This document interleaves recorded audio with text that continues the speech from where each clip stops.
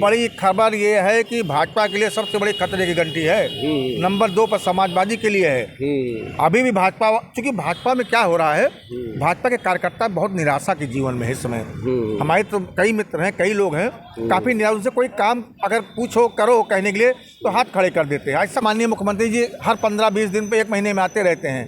देख रहे हैं अयोध्या के विकास। बृहस्पति कुंड, कल वित्त मंत्री जी आई थी, आज गई हैं यहाँ से। बृहस्पति कुंड में दक्षिण भारतीय मूर्ति साधु संतों की लगी, अपने बृहस्पति बाबा की क्यों नहीं लगी?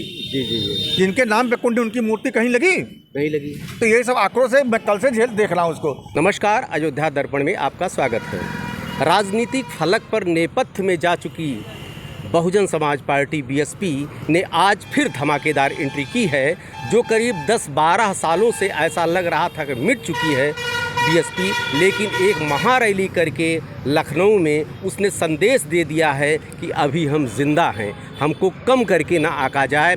इससे 2027 का जो राजनीतिक पार्टियों का गणित था वो गड्ढमड्ढ हो गया है, विपक्ष के होश उड़ गए हैं। हमारे अयोध्या के वरिष्ठ पत्रकार के मिश्रा जी साथ में हैं। मिश्रा जी, अयोध्या दर्पण में स्वागत है। क्या असर होने वाला है? पाठक जी, आपको बहुत बहुत धन्यवाद। आप वैसे भी सामाजिक मुद्दा उठाते रहते हैं जी। आज लखनऊ का आसमान पूरा नीला था जी। हमारे कई मित्रों ने फ़ोन किया, वीडियो भी भेजी है हमारे पास। आज वहाँ के बसपा जो 10-12-15 सालों में सुप्तावस्था में चली गई थी, जैसे कि उसमें किसी ने संजीवनी बूटी सुंघा दिया हो। जी जी। बहुत तेज़ी से अयोध्या, फैजाबाद से भी काफ़ी लोग गए हैं। अगर बसपा इसी तरीके से आगे बढ़ेगी 2027 में भाजपा को कड़ी चुनौती देगी। और आपको बता दूं, जिस तरीके से कुछ लोग वर्तमान सरकार से निराश हो रहे थे, लेकिन वो सपा को वोट नहीं करना चाहते थे, उनके लिए बसपा एक बहुत अच्छी विकल्प के तौर पर आएगी सामने। आप देख लीजिएगा। बल्कि मैं तो ये कहूँगा, अगर बसपा अकेली लड़ेगी तो बसपा जो है बहुत चुनौती देगी, और भाजपा को सरकार में आने के लिए लोहे का चना चबाना पड़ेगा। एक चीज़, चूँकि उसने जो दिखाई पड़ा कि भाजपा के लिए बहन जी ने नरम रुख अख्तियार किया, लेकिन वहीं सपा के ऊपर आक्रामक रही। उस पर भाई देखिए, उगते सूरज को सभी सलाम करते हैं, ये कहावत है। भाजपा केंद्र में है, प्रदेश में है, ठीक है ना? तो उनके पर वैसे भी हम रहेंगे, आप रहेंगे, कोई भी रहेगा, नरम रुख अपनाएगा। सपा को इसलिए टारगेट करती हैं बहन जी कि सपा में एक जात विशेष का बोलबाला रहता है। अच्छा। तो इसलिए बहन जी भी अपनी जातियों को सहेजने के लिए वो भी तो कुछ करेंगी। भाजपा में अभी तक माना जाता कि 80 वोट ज़्यादातर भाजपा में देते थे, जो बचता था वो बसपा में और कांग्रेस में जाता था। सपा में भी जाता था थोड़ा बहुत, ऐसी बात नहीं है। लेकिन आज की रैली को देखने के बाद बसपा के जो वास्तव में कार्यकर्ता सुप्तावस्था में थे, जिन्हें हम समाज में दलित कहते हैं और दलित नहीं है, वो एक जागरूक तबका बन चुका है। वो उनके यहाँ पढ़े लिखे लोग हैं, उनके यहाँ हर बामसेब कैडर है। बीच में 10-12 साल ये वास्तव में माना गया कि थोड़ा डम हो रही है, क्योंकि भाजपा की तरफ दलितों का रुख हो गया था। लेकिन आज की रैली के देखने के बाद ये लगता है कि दलित, जिन्हें हम अनुसूचित जात कहते हैं, पिछड़ी जात में जो लोग हैं, पाल समाज, चूँकि अयोध्या के ही पाल हैं, विश्वनाथ पाल जो प्रदेश अध्यक्ष हैं। जी जी जी। इस रैली से उनकी भी ताकत बहुत बड़ी है। एक चीज़, चूँकि पीढ़ी पिछड़ा, दलित, अल्पसंख्यक, ये नारा लेकर चल रही है समाजवादी पार्टी, तो क्या सपा का भी नुकसान होने जा रहा है? सपा का क्यों नहीं नुकसान होगा भाई जी? आखिर पाल जुटेगा, वर्मा जुटेगा। मान लीजिए यादव को मैं माइनस करता हूँ, यादव एक 90% वहाँ पे, 10% इधर उधर हैं, बाकी और मौर्य जुटेगा, और साहू तेली जिसे आप कहते हो जुटेगा, वर्मा जुटेगा। तो कहाँ जाएगा, किसका वोट जाएगा? ये किसके लिए खतरे की घंटी ज़्यादा होने जा रही है? ये सबसे बड़ी खबर ये है कि भाजपा के लिए सबसे बड़ी खतरे की घंटी है। नंबर 2 पर समाजवादी के लिए है। अभी भी भाजपा, चूंकि भाजपा में क्या हो रहा है, भाजपा के कार्यकर्ता बहुत निराशा के जीवन में है इस समय। हमारे तो कई मित्र हैं, कई लोग हैं, काफ़ी निराश। उनसे कोई काम अगर पूछो करो कहने के लिए तो हाथ खड़े कर देते हैं। ऐसा कुछ नहीं है। बसपा के रिज्यूम भी हमने देखा है। अगर बहन जी लखनऊ से चलती थी तो अधिकारी यहाँ घाट पे पहुँच जाते थे पहले।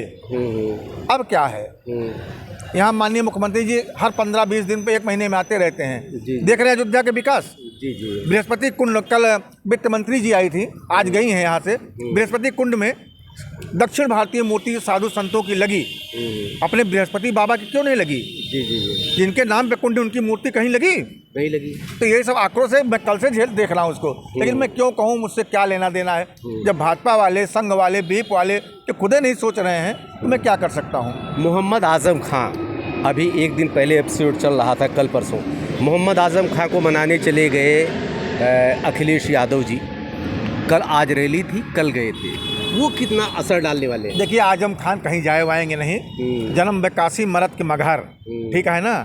जिंदगी तो उनकी समाजवादी पार्टी को बनाने में लगी है। दिवंगत मुलायम सिंह यादव के साथ वो कंधा से कंधा मिला के चलते थे, और जब अखिलेश यादव मुख्यमंत्री थे तो सेकंड मुख्यमंत्री आजम खान ही थे। आजम को जितना समाजवादी ने सम्मान दिया है, पद दिया है, इज्जत दिया है। उनका क्या असर है इस समय?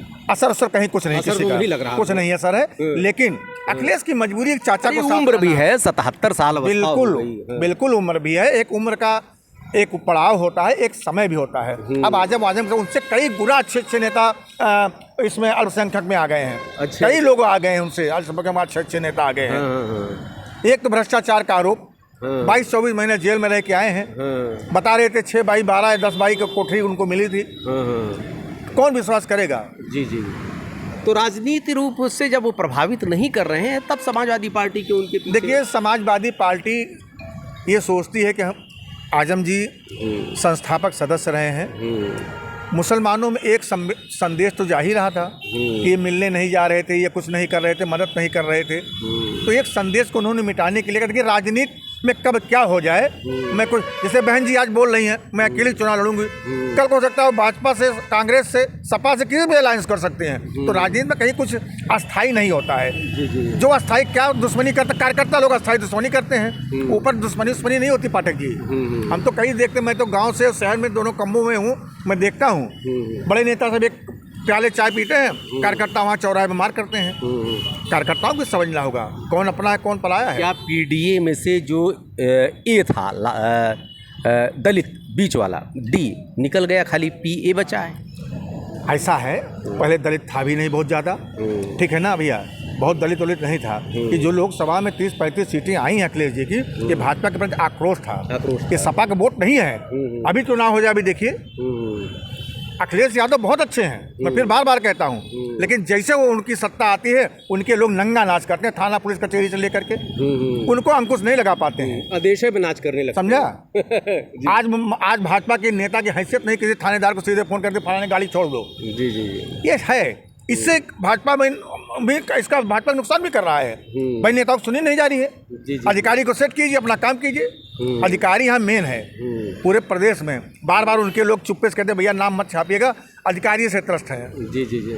अच्छा, अधिकारी एक ऐसा कौम होता है भैया ना, जी जी, वही सरकार को बनाता और बिगाड़ता भी है। जी जी। अभी टाइट कर दे, अभी देखिए अयोध्या में लोग, हर वीवीआईपी मूवमेंट होता है, कल घंटों लोग परेशान थे, सब गाली दे रहे थे एक दूसरे को। जी जी जी। ऐसा सिस्टम यहाँ क्यों नहीं डेवलप होता? वीवीआईपी आओ निकल जाए, हमको तो तकलीफ ना हो। इसके लिए कुछ करना चाहिए, जो सिस्टम डेवलप करना चाहिए, कोई सिस्टम डेवलप कीजिए। ठीक है, आप वीआईपी की सुरक्षा कीजिए, वीआईपी है, उनकी सुरक्षा है, उनका सम्मान कीजिए, लेकिन कम से कम हमारा अपमान ना कीजिए। मैं अयोध्या का रहने वाला हूँ। आज आचार्य मित्र नंदरी शरण सिंह और जो हनुमंत सदन के महान जी हैं, उन्होंने अपने फेसबुक बहुत अच्छी वाल लिखा है, आज मैंने उसको अखबार में कोट भी किया है। कितनी बजट उन्होंने बात किया है कि अयोध्या से विलुप्त होते जा रहे हैं। देखिए, ट्रांसफार्मर गिर रहा है, इसे क्या करेंगे? दग रहा। अच्छा, एक ही जा रहे थे, रास्ते मैंने रोक लिया गाड़ी को, इधर करके मैं बात कर रहा हूँ, लेकिन आपका कहना है कि 2027 में जो भाजपा और सपा दोनों को डेंट लगाने जा रही बहुजन समाज पार्टी, लेकिन अभी 17 महीना चुनाव है, बहुत सा गणित बनेगा, बहुत से बिगड़ेगा, इसलिए राजनीति संभावनाओं का खेल है। अभी इंतजार कीजिए, वेट एंड सी, देखते रहिए अयोध्या दर्पण। धन्यवाद आपको। धन्यवाद पाठक जी।